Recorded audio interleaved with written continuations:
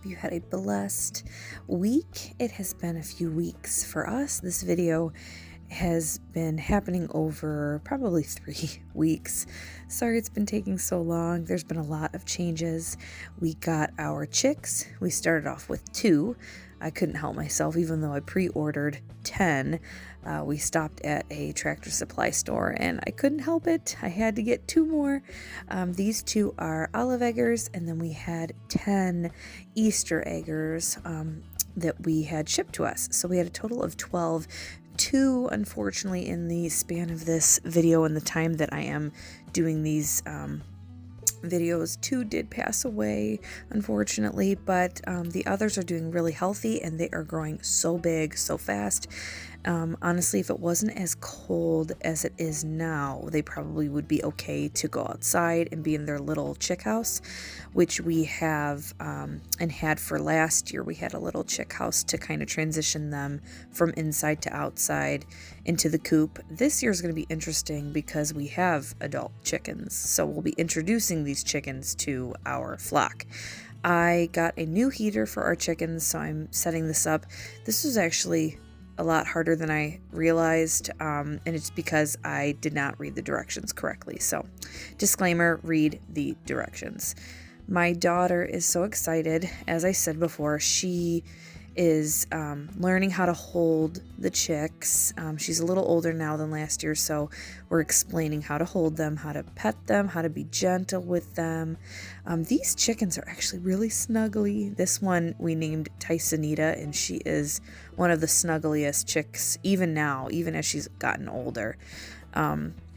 My daughter's favorite is named Gingerbread, which you'll see her hold, and then my current favorite is one of the olive eggers, which are the black colored ones. Those ones, the one that I like the most is called Moo Moo. That's what my daughter named her, is Moo Moo, and she's also very snuggly. Sorry guys, sometimes I get on a tangent and talk to you guys as if you are sitting right in front of me drinking coffee and we are the best of friends. So I'll try and slow down in the catch up. We are tapping maple trees. You'll see that in this video. We had crazy weather through the 3 weeks here. We had a day where it was 65 degrees, sunny, and we did a lot of projects. And snow was melted down to the dirt. And then we had a day like this, where it was a severe snowstorm. It was hailing, it was snowing, it was crazy. So you'll see that throughout this video of the fact that we tapped maple trees and then had to check up on them periodically to make sure they were all right. So our seedlings are doing phenomenal. They have grown even more from this video while me looking back as I'm talking over here.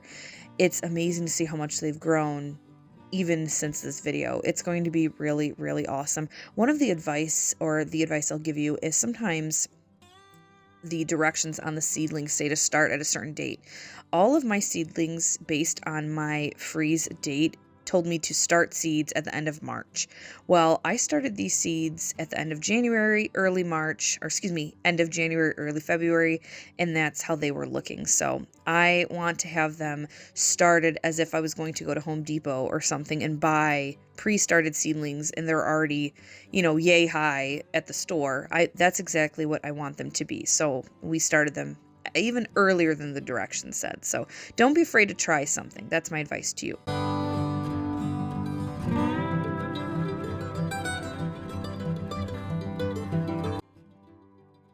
We love waking up in the morning and saying good morning to our chicks.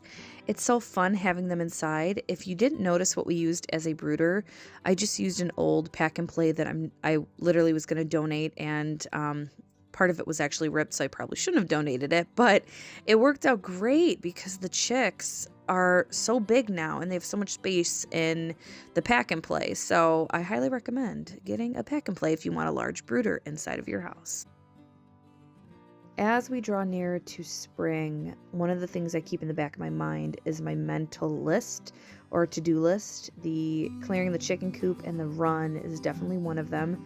Cleaning out the garden area, I did not do well at keeping up with it when we were cleaning up for winter. So mental note for next year. I think that one of the things that I do want to do is build a fence around the garden area, which me and my husband talked about, because right now it's not fenced in, but it doesn't really matter right now because we will be planting in the spring. As you can see, there's a lot of areas on the coop and in the garden area. And when I say garden area, I mean play area. But still lots of stuff to do. The maple trees were doing really good up until we had that snowstorm, or a couple days where it was really cold and then they froze. But it's no problem if they do freeze if you have like uncertain weather after you've tapped them, because they'll just drop or drip again as it starts to get warmer, which is exactly what happened after the snowstorm. It got a little warmer and then they started to thaw and started to drip again. I actually had to swap out these bags because we had 2 days ago it got warm again and they filled up. So no worries if that happens to you where they freeze. It's just something that happens naturally. This was the first year that we did this. If I was going to do this again, I probably would have just gotten the buckets or like the metal bucket and tap system, because these bags, I was thinking in my head that I was going to have to freeze them. However, this small gap of time where you're tapping and then boiling is so short, it's easier just to have buckets. So just a little bit of advice, if you guys do this, I would just get buckets instead of bags.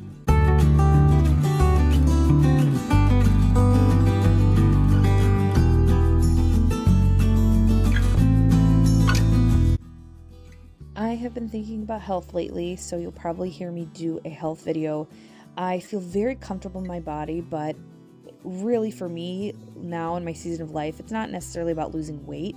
It's about feeling healthy and waking up and feeling energized, which in turn does help weight loss. But I have been thinking a lot about what I'm putting into my body. One of the things I started doing was an adrenal cocktail or an adrenal tea. I am making it simple. I'm just using citrus juices such as orange and pineapple juice, as well as adding good salt and cream of tartar for potassium. You can look up a recipe for this. I also added tea and honey and a tea bag, which, obviously you don't need honey, but it does add a little bit of sweetness. That was somewhat of an electrolyte drink, so I highly recommend looking into an adrenal drink. It has helped me wonders through the winter season.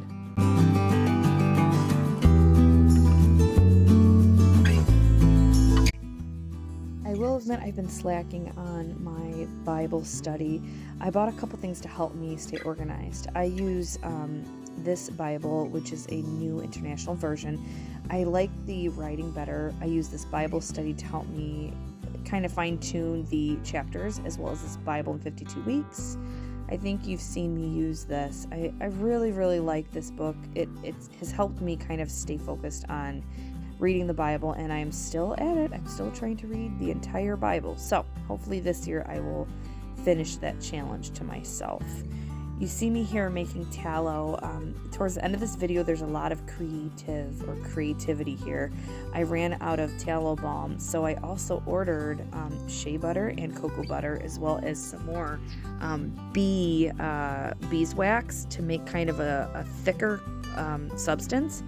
I will probably show you guys that in a later video of me making that. But as you can see here, this is the maple trees as it melted, so they are dripping really good. This was before I harvested these bags and swapped them out. I mean, it literally filled up like halfway within a day, and sometimes that will happen, so it was really cool to see.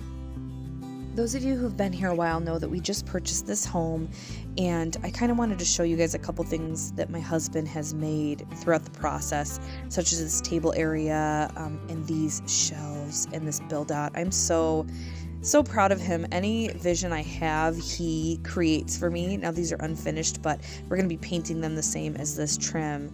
Oh, speaking of the trim, he actually trimmed out this window as well. So he's a very handy guy, and I love him so much. We are just finishing out the house and making a list of projects. To end this video, I just want to show you guys one sewing project I had throughout the winter.